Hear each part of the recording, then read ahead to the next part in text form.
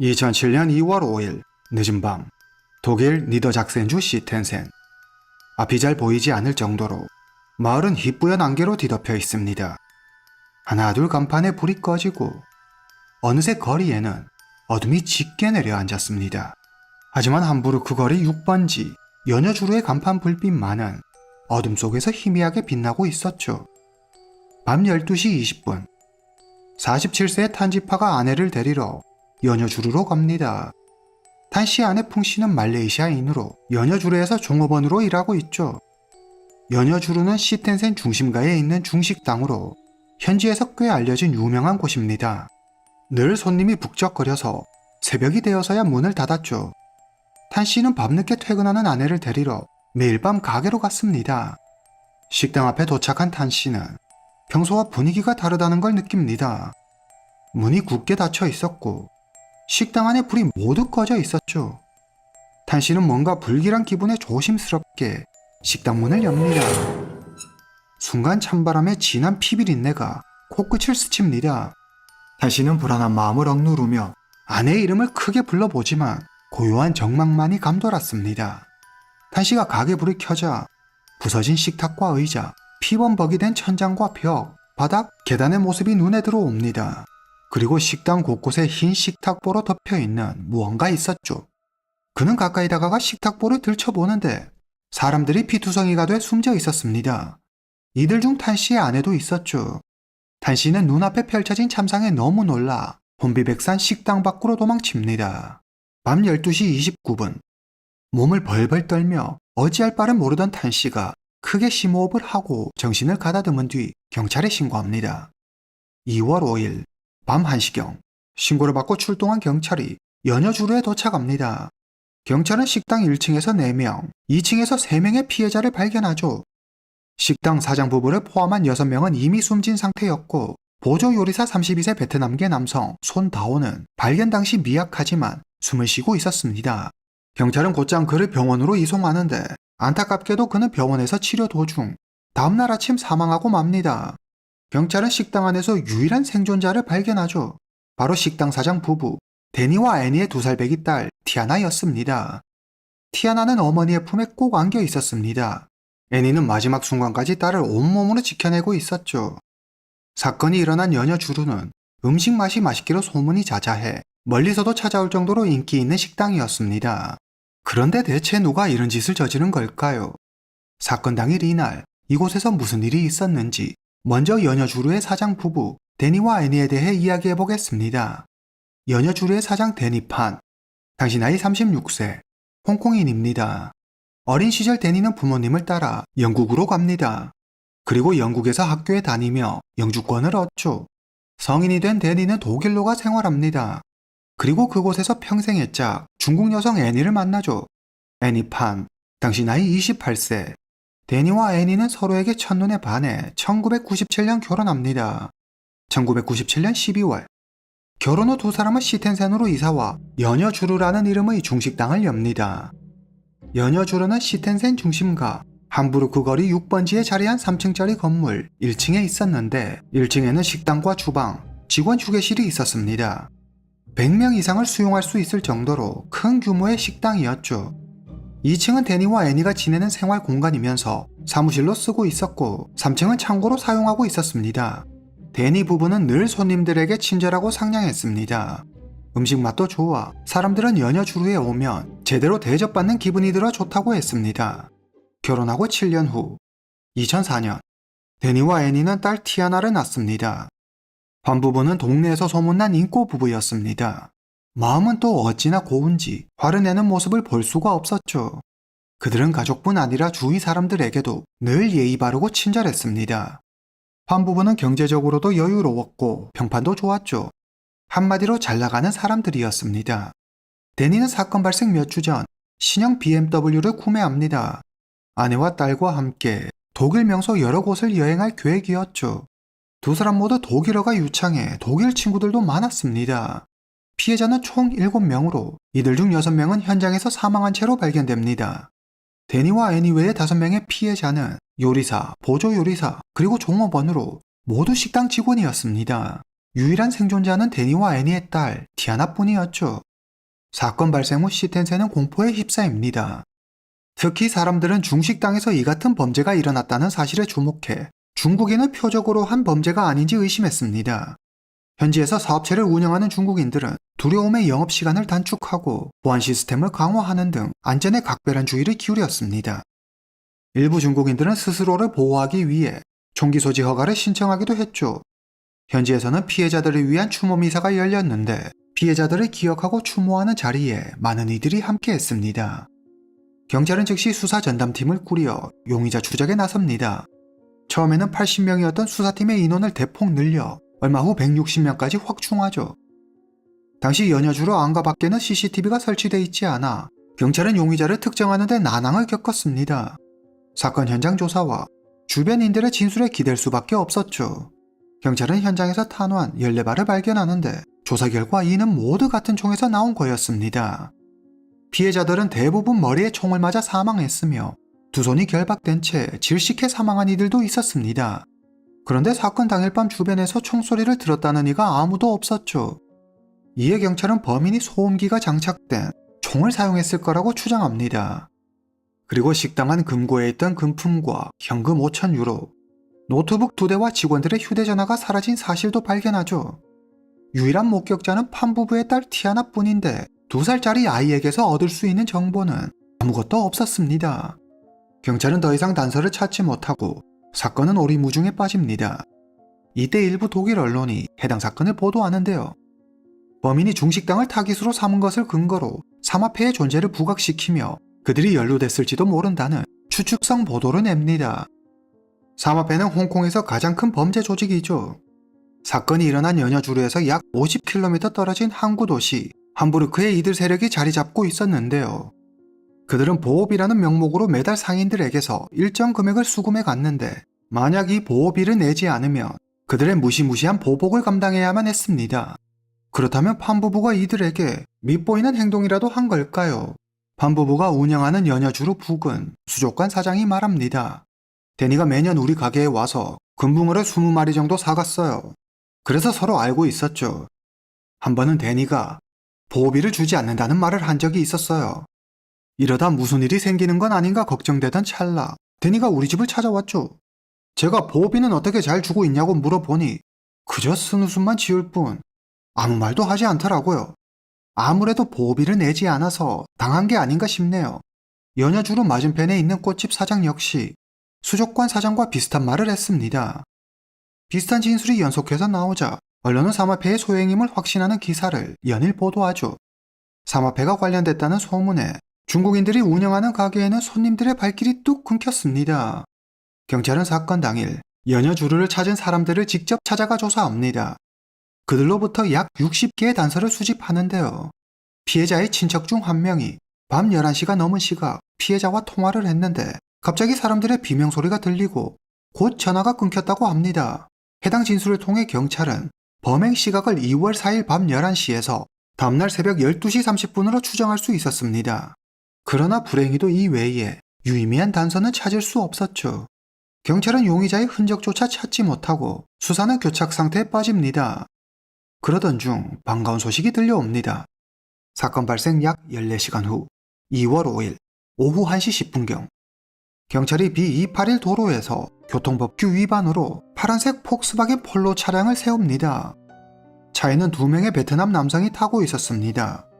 그들은 횡설수설 도통 알아들을 수 없는 말을 해댔는데 한눈에 봐도 긴장한 기색이 역력했죠. 경찰이 운전면허증 제시를 요구하지만 그들은 운전면허증도 신분증도 가지고 있지 않았습니다.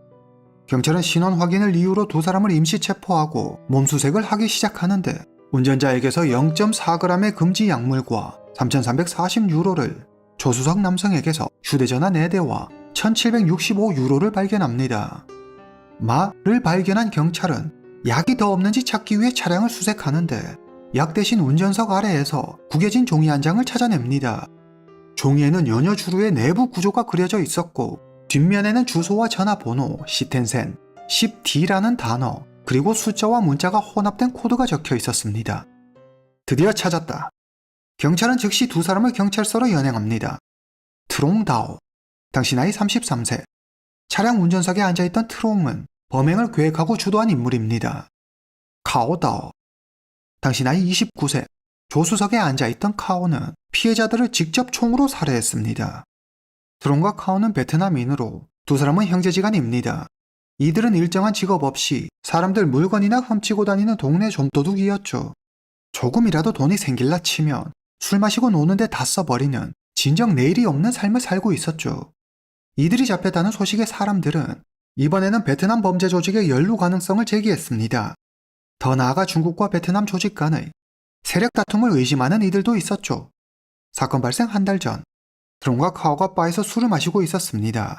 그곳에서 우연히 같은 베트남 사람을 만나게 되는데 탕 응우엔, 당시 나이 40세, 연여주루의 전 직원으로 연여주루의 내부 구조와 직원들의 교대 근무 시간 등을 공범들에게 제공해 줍니다. 트롱과 카오, 응우엔은 이날 처음 본 사이였지만 오랜 친구를 만난 것처럼 마음이 잘 통했습니다. 어느 정도 시간이 흐르고 다들 취기가 오르자 누가 먼저랄 것도 없이 서로 신세한탄을 하기 시작했습니다. 그들은 특별한 기술도 없고 직업도 없었습니다. 나름의 부푼 꿈을 안고 고국을 떠나 타국에 왔건만 남의 물건이나 훔치는 좀도둑이 되어버렸죠. 이대로라면 곧 길바닥에 나앉을 판이었습니다. 트롱과 카오가 시리에 빠져 있을 때 응우엔이 갑자기 탁자를 치며 큰 소리로 말합니다. 이렇게 살 순 없어. 우리 크게 한탕하자. 내가 전에 연여주루라는 중식당에서 일했거든. 거기 장사가 엄청 잘 돼. 밤 늦게까지 문을 여는데 그땐 거리에 사람도 거의 안 다녀. 내가 거기서 일해서 식당 내부도 잘 알고 사람들도 잘 알지. 거길 털어보는 건 어때? 응우엔의 말을 들은 트롱과 카오의 눈이 반짝거리고 세 사람은 함께 연여주루를 털기로 합니다. 응우엔은 배은 망덕, 인간 말종 그 자체였습니다. 그가 처음 독일에 왔을 때 그는 집도 절도 없는 떠돌이 신세였죠. 독일어도 못하고 특별한 기술도 없으니 일자리를 구하려고 해도 받아주는 이가 없었습니다. 먹을 것이 없어 쓰레기통을 뒤져 배를 채워야 했죠. 이런 그를 받아준 이가 바로 판부부였습니다. 판부부는 응우엔에게 식당 종업원으로 일할 기회를 주었습니다. 덕분에 응우엔은 더 이상 썩은 음식을 먹지 않아도 됐고 찬바닥에서 자지 않아도 됐습니다. 판부부는 매상이 좋을 때면 보너스까지 챙겨줬습니다. 같이 일하는 식당 종업원들도 모두 좋은 사람들이라 독일 생활에 익숙하지 않은 응우엔을 잘 챙겨줬죠. 응우엔도 처음에는 판부부에게 감사해하며 열심히 일했습니다. 하지만 화장실 들어갈 때와 나올 때 마음이 다른 게 사람이라더니 얼마 후 응우엔은 월급이 적다는 이유로 인사도 하지 않고 그냥 가게를 나가버립니다. 판부부는 아마 상상도 못했을 겁니다. 가여운 일을 보고 도운 자신들의 선의가 이렇게 큰 화가 되어 돌아올 줄은 말이죠. 연여주루에서 일했던 응우엔은 식당 내부 구조를 훤히 꿰고 있었습니다. 출입구, 판부부의 침실, 현금을 보관하는 금고 위치 등 모두 알고 있었죠. 그는 식당 내부를 종이에 그려 트롱과 카오에게 보여줍니다. 이 종이가 바로 경찰이 차 안을 수색할 때 발견한 종이였죠. 사장부부와 종업원들을 빠르게 제압하고 돈을 챙기려면 세 사람만으로는 부족해 보였습니다. 트롱은 평소 알고 지내던 베트남 남성 40세 푸엉 부와 31세 히앱을 데려옵니다. 일당 5명 중 판부부와 개인적으로 인연이 있는 건 응우엔이 유일했죠. 나머지는 판부부와 일면식도 없었습니다. 원한 같은 건 당연히 없었죠. 이들의 목적은 오로지 돈 하나였습니다. 이제 모든 준비가 끝났습니다. 그럼 그날 밤 무슨 일이 있었는지 가보겠습니다. 2월 4일 밤 10시 30분 연여주루의 마지막 손님이 계산을 마치고 가게를 나갑니다. 종업원들은 뒷정리를 하고 퇴근 준비를 하죠. 트롱과 카오, 히앱이 이미 식당 주변에 숨어 기회를 엿보고 있었습니다. 푸엉은 식당 주변에 차를 대기하고 기다립니다. 밤 11시 3분 숨어있던 카오가 소음기가 장착된 총을 들고 식당을 습격합니다. 트롱과 히앱도 카오를 뒤따르죠. 그들은 막 말을 한 상태라 극도의 흥분 상태였습니다. 푸엉은 차에서 대기하며 경찰이 오지 않는지 망을 봅니다. 트롱과 카오, 히앱은 식당 안으로 들어가자마자 빠르게 직원들을 제압합니다. 이어 준비해간 전선으로 직원들의 양손을 묶죠. 히앱이 데니의 아내 애니를 위협해 금고로 가서 금품과 현금을 챙깁니다. 이때 기회를 엿보고 있던 데니가 일당들을 향해 돌진합니다. 하지만 머리에 총을 맞고 그대로 쓰러지고 말죠. 모두의 시선이 데니에게 쏠린 사이 주방에 숨어있던 주방장이 뒷문으로 도망칩니다. 하지만 주방장 역시 카오의 총을 피하지는 못하고 등에 5발을 맞고 쓰러집니다. 트롱 일당은 자신들의 정체가 발각되는 것을 막기 위해 사람들을 모두 죽이기로 하죠. 그들은 남은 5명의 무릎을 꿇리고 1명씩 제거합니다. 마지막으로 애니가 딸 티아나를 안고 쓰러집니다. 이런 자들에게도 일말의 양심은 있었던 걸까요? 트롱 일당은 티아나가 어려 아무것도 모를 것이라고 생각해 살려주기로 합니다. 다른 생존자가 없음을 확인한 일당은 피해자들의 휴대전화와 노트북, 그 밖에 돈이 될 만한 물건들을 훔쳐 달아납니다. 그들은 타고 온 폭스바겐 펄로를 타고 브레멘을 향해 도망갑니다. 그리고 밤 12시 20분 아내를 데리러 온 남편 탄씨가 현장을 발견하게 되죠. 경찰서로 끌려온 트롱과 카오는 자신들의 범행을 극구 부인합니다. 그러나 차에서 발견된 연여 주루의 정보가 적힌 쪽지 외에도 피해자들의 휴대전화와 노트북 2대, 그리고 애니의 액세서리가 차에서 발견됐고 트렁의 옷과 신발에서 피해자의 혈흔이 검출되는 등 결정적인 증거는 차고 넘쳤습니다. 경찰은 차량에서 발견한 종이에 응우엔의 휴대전화 번호가 적혀있는 걸 확인하고 공범 진술 등을 토대로 응우엔을 체포합니다. 응우엔이 스스로 죄를 자백하고 경찰 조사가 급물살을 타면서 히앱과 푸엉 역시 체포됩니다. 2007년 6월 16일 경찰은 브레멘 후이팅 공원에서 범행에 쓰인 소음기가 달린 총을 발견합니다. 2007년 8월 27일 슈타데 지방법원에서 해당 사건에 대한 재판이 열립니다. 티아나는 사건의 유일한 목격자였지만 너무 어려 재판에는 참석하지 않았습니다. 트롱 일당은 끝까지 자신들의 범행을 인정하지 않고 서로 떠넘기기에 바빴으며 범행을 부인하는 등 재판 내내 뻔뻔한 태도를 보였습니다. 2009년 5월 13일 독일 재판부는 카오에게는 가석방이 불가능한 종신형을, 트롱에게는 15년 후 가석방 신청이 가능한 종신형을 선고합니다. 그리고 히앱에게는 징역 14년형을, 푸엉에게는 4년 5개월형을 선고하죠. 마지막으로 연여 주류의 정보를 넘기는 등 이 사건의 시작이라고 할 수 있는 응우에는 실제 범행을 하지 않았고 일당 중 유일하게 자백한 점이 인정돼 징역 5년형을 선고받습니다. 재판이 끝나고 많은 독일인들은 7명을 살해한 범죄자들에게 법원이 지나친 관용을 베풀고 있다며 분노했습니다. 몇 년 후 더 이해할 수 없는 일이 벌어지는데요. 수감자들의 제4회화 프로그램의 하나로 촬영된 독일 유명 셰프가 진행하는 요리쇼에 14년형을 선고받고 복역 중이던 히앱이 출연한 겁니다. 이전에 요리사로 일한 적이 있었다는 이유로 섭외된 거였죠. 이에 니더 작센주 경찰청과 방송을 본 유가족들이 해당 방송국에 거세게 항의했지만 별다른 조치는 이루어지지 않았습니다. 푸엉은 모범수로 2010년 조기 출소했으며 응우에는 형을 마치고 출소했고 히엠 역시 조건부 석방되어 세 사람은 현재 사회에 나온 상태입니다. 독일 법상 형기를 마친 외국인들은 독일에서 추방되는데요. 선고 당시에 형기가 종료되면 추방 예정이라고 발표했고 원칙적으로 외국인 신분인 이들은 추방되어 마땅하지만 실제로 이들 중 어느 누구도 독일에서 추방되지 않았다고 하죠. 그렇다면 트럼과 카오 형제는 어떻게 됐을까요? 그들은 여전히 감옥에 있습니다. 당시 2살이었던 판부부의 딸 티아나는 외할머니의 손에서 자라다 독일에 있는 친척에게 입양돼 지금은 어엿한 성인으로 성장했습니다. 오늘 이야기는 여기까지입니다. 다음 시간에 뵙겠습니다.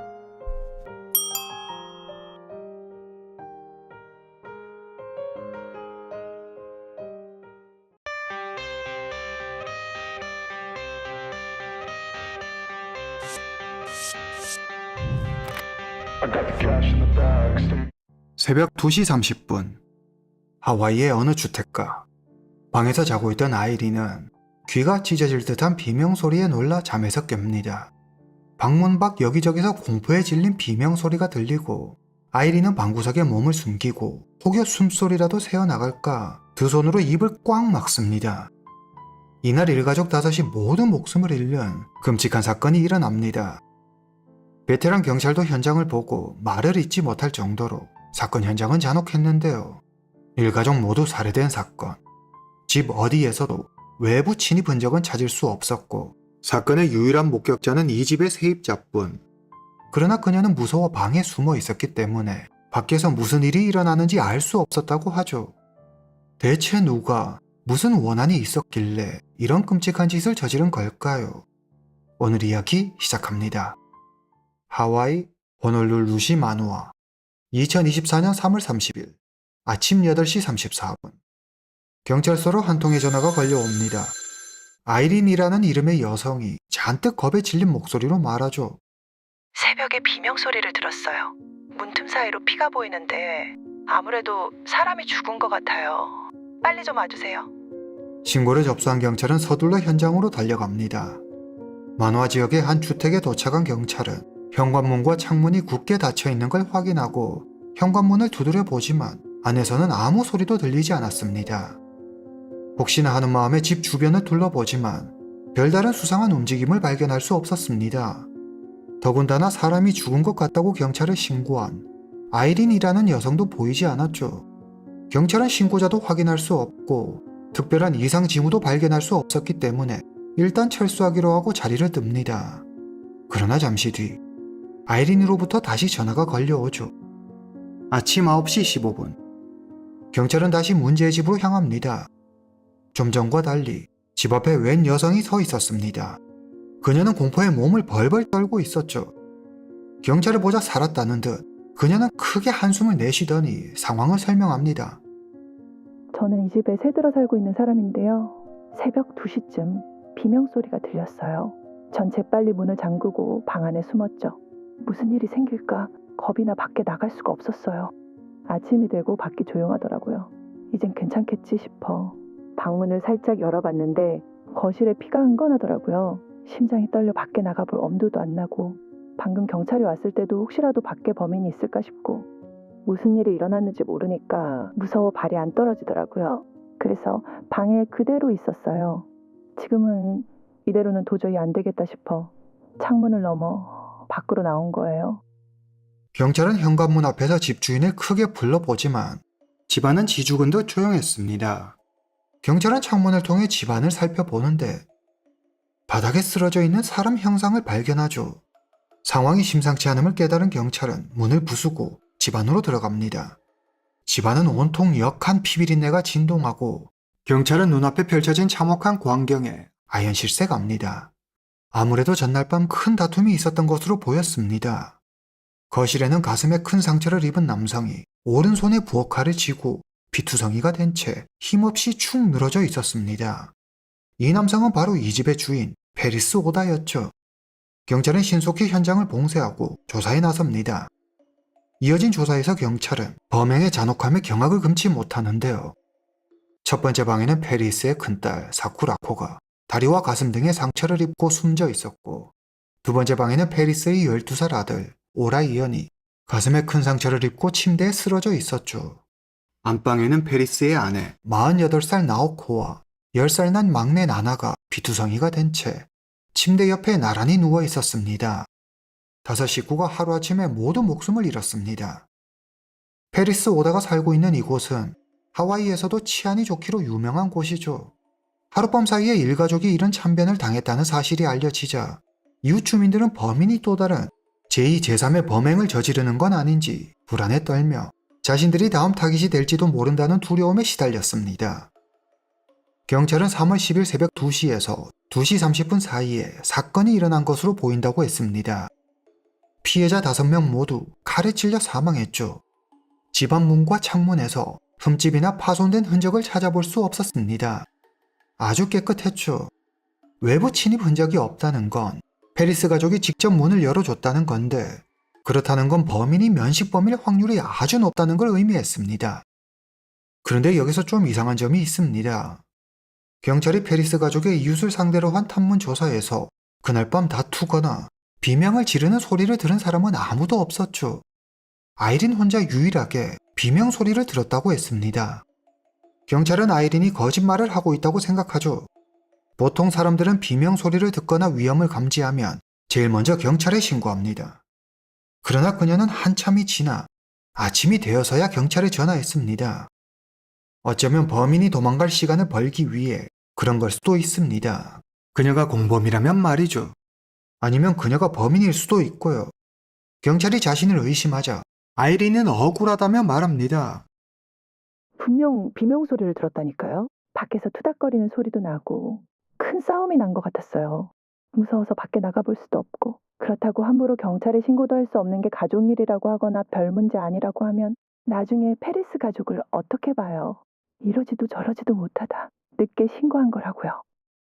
경찰은 여자 혼자 5명을 살해했다는 건 쉽지 않은 일인데다 사건 현장에서 페리스 가족이 아닌 제3의 지문과 발자국이 나오지 않은 것을 근거로 사실상 아이린을 용의선상에서 배제합니다. 경찰은 처음에는 살해 수법이 잔인하고 집 거실에 현금이 그대로 남아있는 등 금품이 그대로 있고 일가족이 모두 살해됐다는 사실 때문에 원한에 의한 타살 가능성을 염두에 두고 수사를 벌이지만 유의미한 증거를 찾을 수 없었습니다. 이토록 아무 증거도 남기지 않는다니 증거 하나 남기지 않은 완벽 범죄인 걸까요? 아니면 의외의 인물이 범인인 걸까요? 경찰은 페리스 가족과 지인들에 대해 조사합니다. 페리스 오다. 당시 나이 46세. 하와이 카와이 섬에서 태어났습니다. 어린 시절 페리스는 상냥하고 배려심 깊은 아이였습니다. 학업 성적이 그리 우수한 편은 아니었지만 착실하고 작은 일에도 최선을 다하는 아이였죠. 또래 친구들이 변호사, 의사, 우주항공사 등 원대한 꿈을 이야기할 때 페리스는 작은 가게를 하는 사장이 되고 싶다고 말했습니다. 페리스의 친척들은 지금까지 페리스가 말썽을 부린 적이 한 번도 없었다고 하죠. 딱 한 번만 빼고 말입니다. 1997년 10대 시절 페리스는 무단 침입죄로 기소된 사실이 있지만 범죄가 심각하지 않고 이후 다른 범죄를 저지르지 않아 해당 사실은 공식 기록에서 삭제됩니다. 성인이 된 페리스는 결혼에 딸을 낳습니다.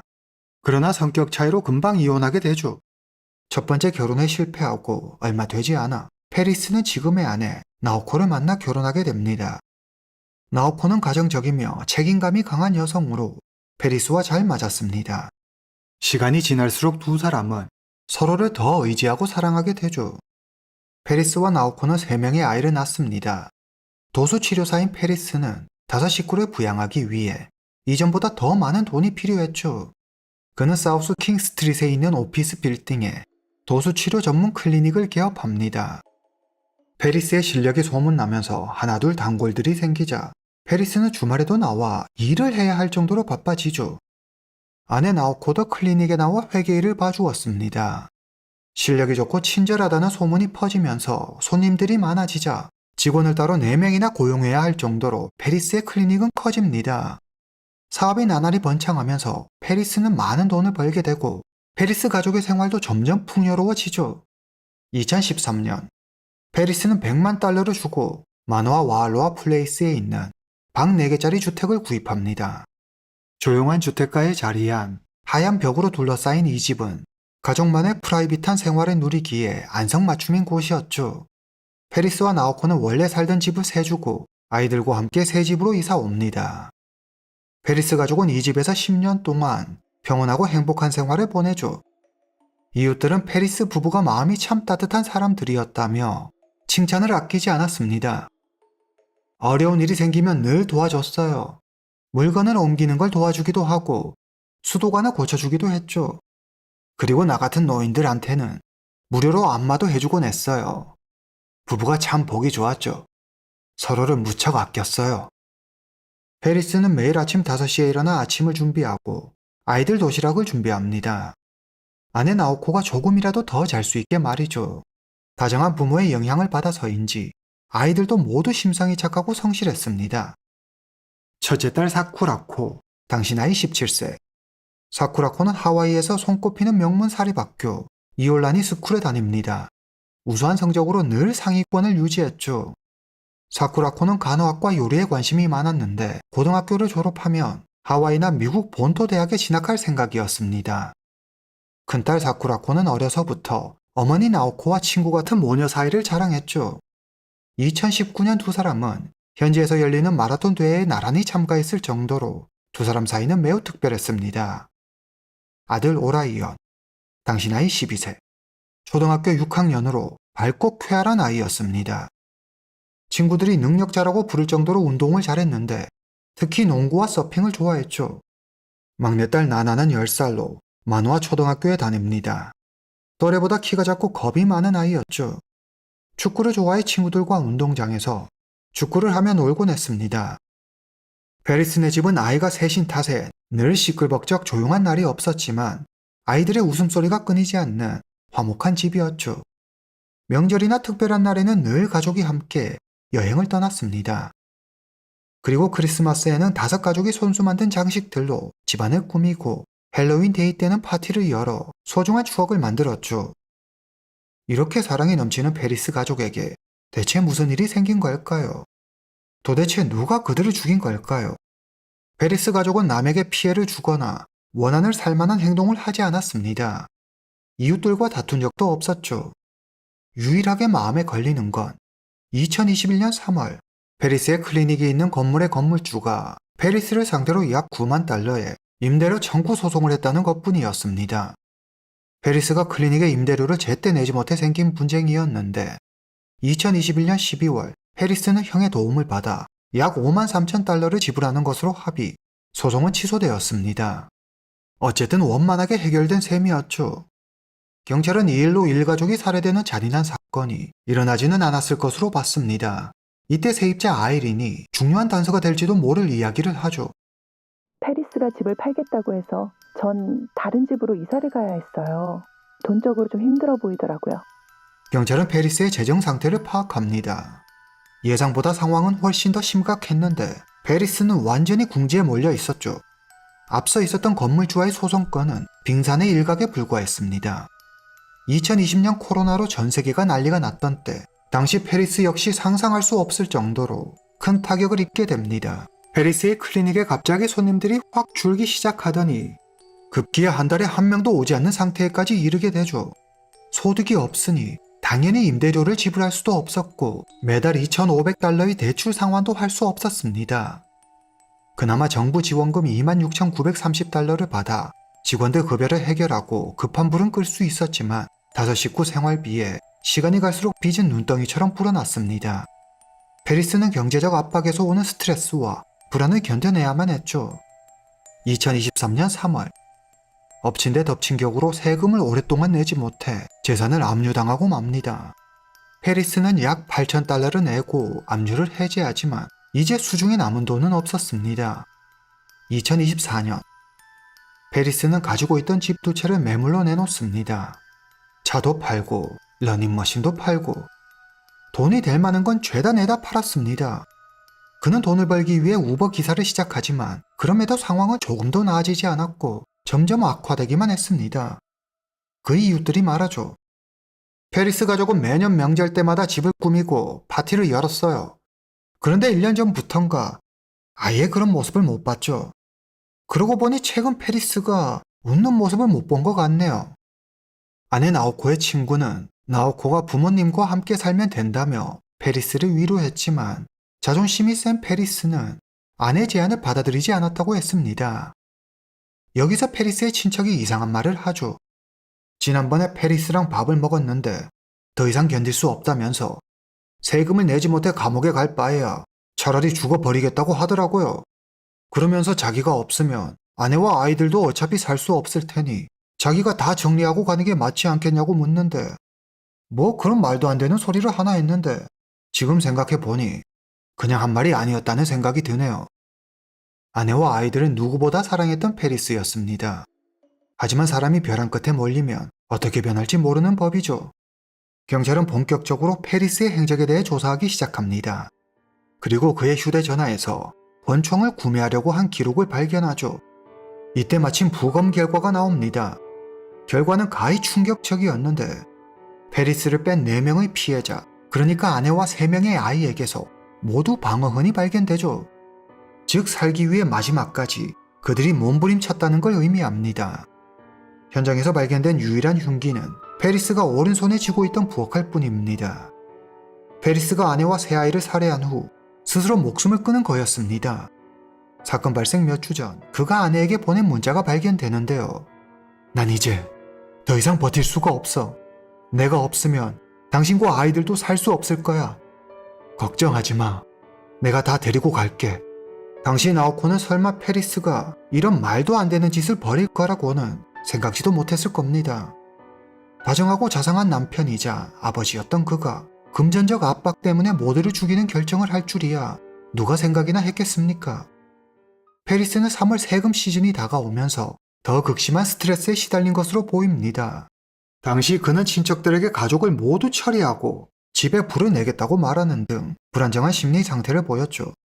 너무 큰 압박을 느낀 나머지 세금을 내지 못해 자기가 감옥에 갈지도 모른다는 불안감에 시달렸습니다.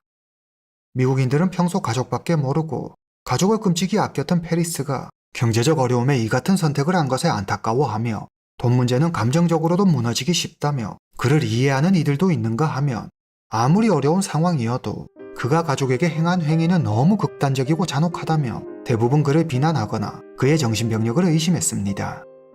이 사건은 2000년 이후 하와이에서 가장 많은 사람이 죽은 살인사건으로 기록됩니다. 오늘 이야기는 여기까지입니다. 다음 시간에 뵙겠습니다.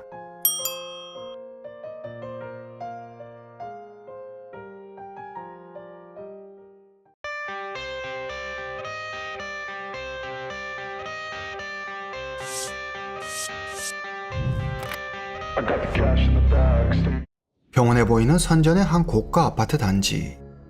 이곳에서 끔찍한 살인사건이 일어납니다.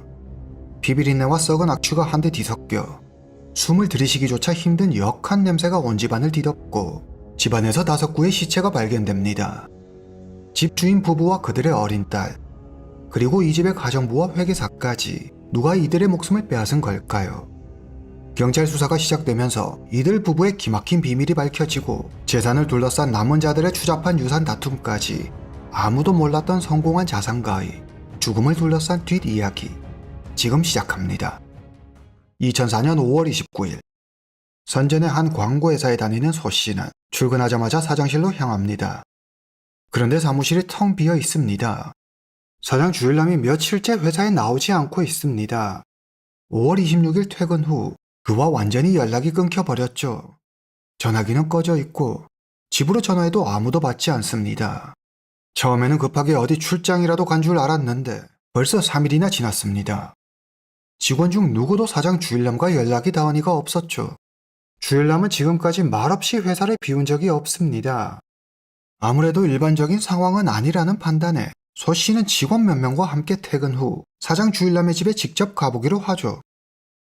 주일남은 선전 푸텐구에 있는 신탁하원 9동 1층에 살고 있습니다. 신탁하원은 선전시 중심부에 위치한 고급 아파트죠. 주일남의 집은 정원이 딸린 큰 평수의 집이었습니다. 소 씨가 현관문 벨을 누릅니다. 한참이 지나도 아무 반응이 없습니다. 이번에는 문을 마구 두드려 보지만 역시 안에서는 아무 반응이 없습니다. 소 씨 일행은 뒤쪽 창가로 가보는데 창문에 가까이 가자 고약한 악취가 코끝을 찌르죠. 마치 고기 썩는 냄새 같았습니다. 알 수 없는 불길함에 등골이 오싹해지고 주일남의 집 창문은 굳게 닫혀 있었지만 방범창이 설치되어 있지 않아 마음만 먹으면 충분히 집 안으로 들어갈 수 있을 것 같았습니다. 소 씨 일행은 관리 사무실을 찾아가 자초지종을 이야기하고 창문을 통해 집 안으로 들어가 보기로 하죠. 집 안에 들어서자마자 풍기는 역한 냄새의 구역질이 나왔습니다. 입을 막고 거실로 발걸음을 옮기는데 순간 끈적한 액체를 밟고 미끄러져 넘어집니다. 놀라 바닥을 보니 바닥엔 피가 흥건히 고여 있었습니다. 거실엔 가구들이 어지럽게 흩어져 있었고 바닥엔 핏자국이 길게 이어져 있었죠. 소 씨 일행은 질겁해 도망칩니다. 그리고 곧장 경찰에 신고하죠. 잠시 후 경찰이 현장에 도착하고 경찰은 현장을 봉쇄하고 감식수사원이 현장 검증을 벌입니다. 경찰은 침실에서 5구의 시신을 발견하는데 3구의 시신은 침대 위에, 2구의 시신은 침대 밑에 나란히 누워 있었습니다. 피해자 중에는 서너 살로 보이는 여자아이도 있었죠. 이미 부패된 시신에서 흘러나온 부패액과 피가 뒤섞여 현장은 말 그대로 참혹 그 자체였습니다. 침실안 금고는 활짝 열려 있는데 현금과 신용카드, 보석 등 돈이 될 만한 물건은 모두 사라지고 없어진 뒤였죠. 경찰은 피해자들의 신원을 확인하는데요. 광고회사 사장 주일남, 그의 아내 향청, 향청의 딸 양세혁, 보모 겸 가사도우미 린정, 주일남의 회사 직원 당진업, 이렇게 5명이었습니다. 문이 안에서 잠긴 채 별다른 외부 침입이 없는 것으로 보아 경찰은 자산가인 주씨의 금품을 노린 면식범의 소행일 가능성에 무게를 두고 수사합니다. 피해자들은 모두 5월 26일 저녁에서 27일 새벽 사이에 사망한 것으로 추정됩니다. 그렇다는 건 거의 3일 동안 집안에 그대로 방치되어 있었다는 걸 의미했죠. 경찰은 아파트 주민을 상대로 탐문 수사를 벌입니다. 주씨 가족은 평소 이웃과 교류가 없었던 것으로 보였습니다. 아파트 주민들의 말에 따르면 주일남은 말수가 적고 과묵했으며 사람들과 어울리는 것을 그다지 좋아하는 것 같아 보이지 않았다고 하죠. 경찰은 사건이 일어난 집의 주인이 주일남이 아니라는 사실을 알게 됩니다. 주일남의 동생 주일강의 명의로 된 집이었죠. 이웃들은 주일강을 본 적이 없다고 했습니다. 경찰은 주일남 향청 부부에게 어떤 비밀이 숨겨져 있는 건 아닌지 의심합니다. 주일남은 광고회사 사장으로 경제적으로 부족함 없는 삶을 살고 있습니다. 범인은 현금을 비롯해 돈이 될 만한 건 모조리 다 가져갔죠. 지금까지의 정황으로 보면 주일남의 돈을 노린 계획범죄로 보입니다. 선정경찰청은 특별수사팀을 편성해 수사에 착수합니다. 수사가 진행됨에 따라 질투와 욕망, 배신 등이 뒤섞인 믿기 힘든 진실들이 드러나는데요. 인간의 본성을 마주한 경찰은 당혹감을 감추지 못하죠. 본격적으로 수사 결과를 보기 전에 먼저 피해자들에 대해 알아보겠습니다. 첫 번째 피해자 주일남. 1955년 출생, 당시 나이 49세. 베이징 출신이지만 홍콩 신분증을 소지하고 있습니다. 주일남은 중국 언론계에서 명성을 떨쳤던 인물로 젊었을 때 중국 국영방송 CCTV 광고팀에서 근무했습니다. 이후 그 능력을 인정받아 1996년 봉황위성TV 부사장으로 취임하죠.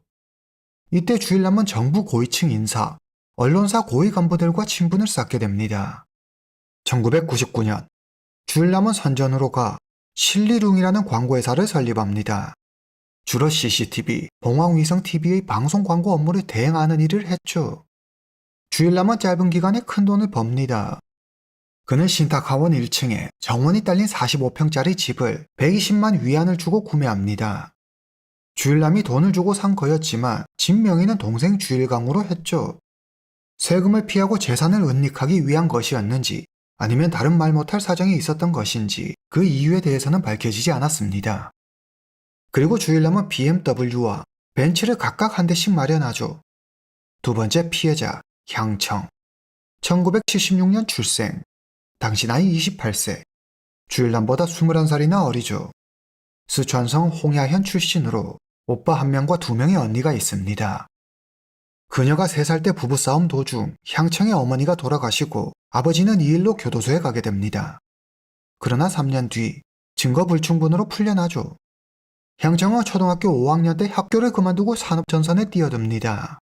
그리고 17살 때 집을 떠나 베이징으로 가게 되죠. 베이징의 한 클럽에 들어가게 된 향청은 어리고 예뻐 손님들에게 인기가 많았습니다. 당시 주일남은 CCTV 광고팀 간부로 접대를 위해 향청에 일하는 클럽을 자주 찾았는데 이때 두 사람은 서로를 알게 되고 연인까지는 아니었지만 꽤 친하게 지내죠. 1997년 향청이 고향 스촨성 홍야현으로 돌아옵니다. 화려한 옷차림과 비싼 액세서리를 한 모습에 고향 사람들은 그녀가 성공했다며 부러워하죠. 2년 후 1999년 향청은 회사원 양원과 결혼해 딸 양세혁을 낳습니다. 그리고 정확한 이유는 알 수 없지만 2001년 두 사람은 이혼하죠. 이혼 후 향청은 주일남을 만나 연인 관계를 유지하다 2002년 혼인신고를 하고 두 사람은 정식 부부가 됩니다. 주일남은 향청과 그녀의 딸 양세혁이 함께 지낼 수 있게 청두에 집을 마련해 주죠. 그리고 주중에는 회사가 있는 선전에서 지내고 주말이 되면 청두로 와 향청과 함께 시간을 보냈습니다. 2003년 7월 주일남은 부부재산 협의서를 작성하고 청두집의 지분 40%를 향청에게 넘겨주며 청두집 명의를 공동명의로 바꿔줍니다. 2004년 초 향청은 딸 양세혁을 데리고 선전으로 와 신탁하원에서 주일남과 함께 생활합니다. 이 비극적인 사건이 일어나기 전까지 말이죠. 그런데 사건 발생 후 조 씨라는 의문의 여성이 나타납니다. 그녀는 자기가 주일남의 부인이라고 주장하죠. 주일남의 혼인관계 증명서를 확인한 경찰은 놀라 말을 잇지 못합니다. 주일남은 1986년 조 씨와 결혼했으며 두 사람 사이에는 아들이 한 명 있었습니다. 주일남과 조 씨는 쭉 홍콩에서 생활했으며 주일남이 향청과 만남을 갖고 함께 살던 당시에도 조 씨와 아들은 홍콩에 있었습니다. 그는 조 씨와 이혼한 적이 없기 때문에 여전히 두 사람은 법적으로 부부가 맞았습니다. 그렇다는 건 향청과는 불륜이었으며 향청은 부인이 아닌 내연녀라는 걸 의미했죠. 사회적으로 상당히 성공을 거뒀으며 조용하고 묵직해 보였던 주일남에 추악한 실체가 드러나는 순간이었습니다. 향청 역시 이 사실을 알고 있었는지 주일남과 향청의 관계에 대해서 뒤에서 더 다루도록 하겠습니다. 세 번째 피해자, 당진업. 당시 나이 60세. 주일남이 운영하는 광고회사의 회계사입니다. 업무에 관해 보고할 게 있어 잠시 주일남의 집에 들렀다가 변을 당한 거였죠. 네 번째 피해자, 린징. 당시 나이 16세. 향청의 딸 양세혁을 돌봐주는 보모이자 집안일을 도와주는 가사 도우미입니다. 다섯 번째 피해자, 당시 나이 4세. 향청의 딸 양세혁입니다. 경찰은 아파트 단지 내 CCTV 영상을 확보하고 이웃들의 증언을 수집합니다. 그리고 피해자들의 지인을 찾아가 평소 가깝게 지내거나 원한 관계에 있었던 사람은 없었는지 조사합니다. 그때 여러 사람 입에서 반복해서 나온 이름이 하나 있었는데요. 이름 우엔취. 1972년 후베이성 우펑투자치연에서 태어납니다. 그녀의 집은 매우 가난했는데 형편도 좋지 못한 데다 공부에도 흥미가 없어 우엔치는 중학교를 졸업하자마자 일자리를 찾아 광둥성으로 갑니다. 큰 돈을 벌어오겠노라는 포부를 안고 고향을 떠나왔지만 세상은 그렇게 만만치 않았습니다. 기술이 있는 것도 아니고 많이 배운 것도 아닌 그녀를 받아주는 곳은 어린 여자를 선호하는 유흥업소뿐이었죠. 1995년 우엔치는 홍콩 출신의 황카이를 만나 같이 살게 됩니다. 황카이는 주일남과 향청이 사는 신탁하원 근처에서 친구 마씨와 함께 찻집을 운영하고 있었죠. 마씨는 샤오양이라는 여성과 사귀고 있었는데 샤오양은 향청의 고향 친구였습니다. 향청은 친구 샤오양을 만나러 자주 찻집에 놀러 갔죠. 샤오양은 향청에게 우엔치를 소개해주고 이후 세 사람은 자주 함께 어울리며 찻집에서 마작을 즐겼습니다. 향청과 우엔치는 같이 쇼핑도 다니고 미용실도 다니면서 둘도 없는 친구가 되죠. 향청은 평소 비싼 보석에 명품으로 온몸을 휘감고 다녔습니다. 돈 씀씀이가 무척 해뻤죠. 우엔치는 돈 많고 화려한 삶을 사는 향청이 무척 부러웠고 향청처럼 살고 싶은 마음에 늘 그녀를 졸졸 따라다녔습니다. 마치 여왕벌과 시녀 같았죠. 친구라고 하지만 우엔치는 항상 향청의 눈치를 살피며 그녀의 비위를 맞추려 애썼고 향청은 우엔치를 만만하게 보며 쉽게 보는 경향이 있었죠. 그녀는 딸 양세혁을 돌봐주는 보모가 있음에도 딸을 우엔치에게 맡기고 놀러 가는 등 우엔치를 아주 쉬운 상대로 생각했습니다. 2004년 5월 30일 경찰이 여성 한 명을 경찰서로 데려오는데요. 바로 우엔치였습니다. 경찰이 사건 현장을 조사하고 있을 때 우엔치는 몇 번이나 현장을 드나들며 경찰의 이목을 끌었습니다. 불안한 표정, 허둥대는 모습, 여러 명이 살해된 끔찍한 범죄 현장을 반복해서 드나드는 모습은 누가 봐도 수상했죠. 경찰은 수상한 모습의 우엔치를 경찰서로 연행합니다. 10시간이 넘는 조사 끝에 우엔치는 결국 입을 엽니다. 고향 친구 몇 명이 향청의 돈을 노리고 벌인 짓이에요. 맹세코 전 이 일과 상관없어요. 그러면서 우엔치는 이 일과 관련된 고향 친구들의 이름을 술술 붑니다. 경찰은 곧 그들의 행적을 추적해 30시간이 지나기 전에 모두 검거하죠.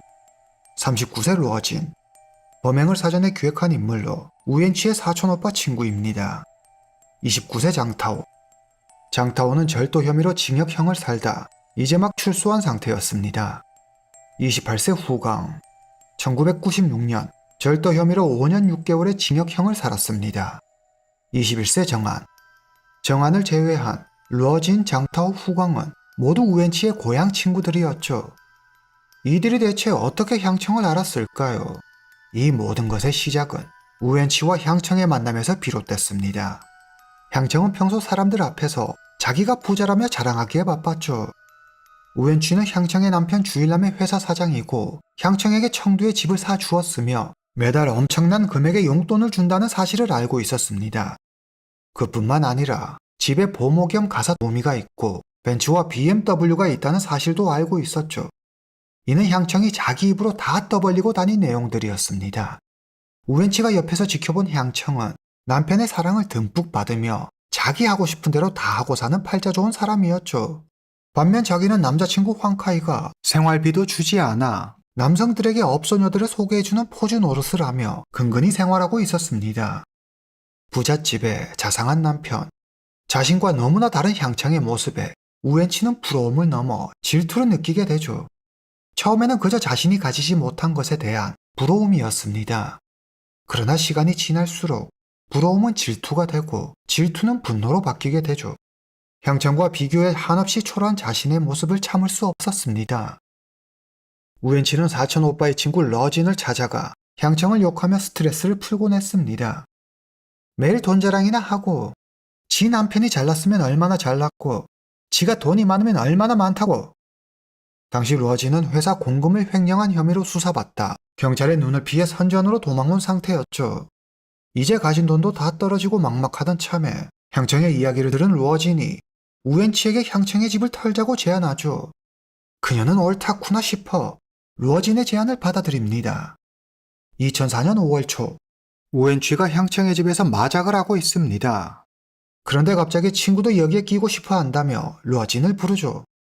이건 범행 전 향청의 집 구조를 파악하기 위한 두 사람의 계략이었죠. 다음날 러진은 같이 할 동료를 모으기 위해 고향으로 갑니다. 먼저 장타오를 불러 함께하기로 하고 이후 후광, 정한이 합류하게 됩니다. 5월 23일 선전에 도착한 네 사람은 향청의 집을 확인하고 구체적인 계획을 세우죠. 장타오가 말합니다. 만약 100만 위안 넘게 훔치게 되면 모두 죽여서 후환을 없애야 해. 세 사람은 장타오의 의견에 동의합니다. 5월 26일 사건 당일 오전 주일남의 회사에 출근합니다. 향청은 우엔치의 전화를 받고 딸을 데리고 밖으로 나가죠. 집에는 보모 겸 가사 도우미 16살 린징 혼자만 남았습니다. 오후 4시 러진과 장타오가 생수 몇 박스를 가지고 향청의 집으로 향합니다. 향청 친구인데요. 생수가 필요하다 그래서 배달 왔어요. 린징은 아무 의심 없이 문을 열어줍니다. 문이 열리자 러진과 장타오는 재빨리 린징을 쓰러뜨리고 두 손을 결박하고 테이프로 입을 막습니다. 잠시 후 밖에서 대기하고 있던 후광과 정환이 합류하고 네 사람은 TV를 보며 향청의 가족을 기다립니다. 오후 5시 향청이 딸과 함께 집으로 돌아옵니다. 향청과 딸이 집에 들어서자마자 러진 일당은 이들을 제압하고 린징과 함께 방에 가둬놓죠. 저녁 7시 주일남이 퇴근하고 집에 돌아옵니다. 그 역시 바로 러진 일당에게 제압당하고 이들은 주일남, 향청 린징에게서 현금과 신용카드를 빼앗습니다. 밤 9시 신용카드의 비밀번호를 알아낸 장타오가 ATM기에서 5천 위안을 인출합니다. 돈을 손에 쥔 러진 일당은 냉장고에서 음식과 술을 꺼내 먹으며 자축하죠. 밤 11시 늦은 시간 누가 집에 찾아옵니다. 주일남을 만나러 온 회계사 당진업이었죠. 갑작스러운 그의 등장에 러진 일당은 순간 당황하지만 재빨리 자세를 잡고 공격을 퍼붓습니다. 무자비한 공격에 당진업은 그만 그 자리에서 숨을 거두고 말죠. 배를 채운 러진 일당은 돈이 될 만한 물건을 찾아 온 집안을 뒤지고 침실에 있는 금고를 발견합니다. 금고에는 1만 위안의 현금과 은행카드 2장이 들어있었습니다. 러진은 계좌를 확인하기 위해 카드를 들고 ATM기로 가죠. 계좌에는 600만 위안이라는 엄청난 금액이 들어있었습니다. 생각지 못한 큰 금액에 러진 일당은 흥분에 기뻐 날뛰고 이때 장타오가 조용히 말합니다. 100만 위안이 넘었어. 약속대로 하자. 장타오의 말에 러진이 신호를 보내고 장타오와 정한이 칼을 꺼내 주일남을 처리하죠. 이어 정한은 린징을, 후광은 향청을 죽입니다. 러진 일당은 처음에는 향청의 딸을 살려주려고 했지만 장타오가 조금의 여지도 남겨서는 안 된다며 반대하자 결국 향청의 딸까지 죽이죠.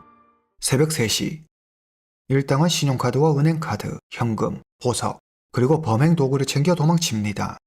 다음날 5월 27일 아침 6시 러진 일당은 범행 도구가 든 가방을 강에 버리고 우엔치를 만납니다. 그들은 5만 위안을 인출해 보석과 함께 공평하게 나눈 뒤 금반지, 금목걸이, 카메라 등 60만 위안 상당의 물건을 구매하죠. 은행카드는 장타오가 관리하기로 하고 5월 28일, 29일 이틀 동안 일당은 여러 차례에 걸쳐 돈을 인출합니다. 경찰의 추적을 피하고자 고향 친구 사가정을 불러 대신 돈을 뽑게 하는 얄팍한 수를 쓰기도 하죠. 사가정은 그 대가로 1만 위안의 수고비를 받습니다. 이후 돈을 다 나눠 가진 일당들은 뿔뿔이 흩어집니다. 우엔치는 동관에 있는 친구 왕보의 집으로 도망치는데 범행이 발각될까 두려워서 그랬던 걸까요? 우엔치는 다시 선전으로 돌아와 경찰들이 수사 중인 사건 현장을 계속 기웃거리죠. 그러자 이를 수상하게 여긴 경찰에 덜미가 잡히고 만 겁니다. 루어진, 장타오, 후광, 정아는 순순히 자신들의 범행을 인정합니다. 하지만 우엔치는 끝까지 자신의 범행을 부인하죠. 자기는 향청이 매일 돈 자랑을 해 얄밉다며 욕하기는 했지만 범행에는 가담하지 않았다고 주장합니다. 하지만 러진 일당의 진술과 통화 기록 등으로 그녀가 향청에 대한 정보를 제공했으며 러진과 함께 범행 계획을 세우고 범행을 주도했다는 사실이 밝혀지죠. 2004년 9월 13일 법정에선 우엔치는 러진 일당에게 협박당해 어쩔 수 없이 범행을 도운 거라며 거짓말합니다. 그러자 검찰이 묻습니다. 그럼 피해자들에게서 훔친 돈과 보석은 왜 나눠 가진 거죠? 우엔치는 침묵하죠. 재판부는 미리 살인을 계획하고 범행을 저지른 것으로 판단해 고의살인죄로 러진, 장타오, 후광, 정안, 우엔치에게 사형을 선고합니다. 5명 중 유일하게 우엔치만이 판결에 불복해 항소하죠. 그러나 그녀의 항소는 기각되고 2004년 11월 26일 선전 중급인민법원은 광둥성 고급인민법원의 승인을 받아 5명의 형을 같은 시각 같은 장소에서 집행합니다. 향청의 아버지는 범인 5명에게 100만 위안의 손해배상을 청구하지만 무일푼인 그들에게서 받을 수 있는 돈은 한 푼도 없었습니다. 이후 그는 아파트 안전관리에 소홀했다며 관리사무소를 상대로 같은 금액의 배상금을 청구하지만 법원은 이를 기각하죠. 사건은 이렇게 일단락되는 듯 했습니다. 하지만 다른 문제가 남아 있었죠. 막대한 주일남의 유산을 두고 주일남의 본처 조 씨와 향청 가족 간의 상속 분쟁이 일어납니다. 주일남은 사장으로 회사 지분의 90%를 가지고 있었죠. 회사 재정 상태는 무척 탄탄했습니다. 회사뿐 아니라 주일남은 1,000만 위안 상당의 현금과 BMW와 벤츠 등의 고급 자동차, 선전 홍콩 등지에 여러 채의 부동산을 소유하고 있었죠. 향청의 아버지는 딸의 유품을 정리하면서 주일남과 딸 향청의 결혼증명서를 찾아냅니다. 그는 이 결혼증명서를 근거로 딸이 주일남의 유산을 상속받을 정당한 권리가 있음을 주장하죠. 주일남의 혼인관계 증명서에 배우자는 조 씨로 되어 있었습니다. 조 씨와 이혼하지도 않았고 혼인 상태인데 어떻게 향청과 또 혼인신고를 할 수 있었던 걸까요? 경찰 조사 결과 주일남과 향청의 결혼증명서는 진짜가 아니었습니다. 주일남이 동사무소 직원에게 돈을 주고 만든 가짜 증명서였죠. 주일남은 다정다감한 성격으로 늘 향청을 살뜰히 챙겨주었습니다.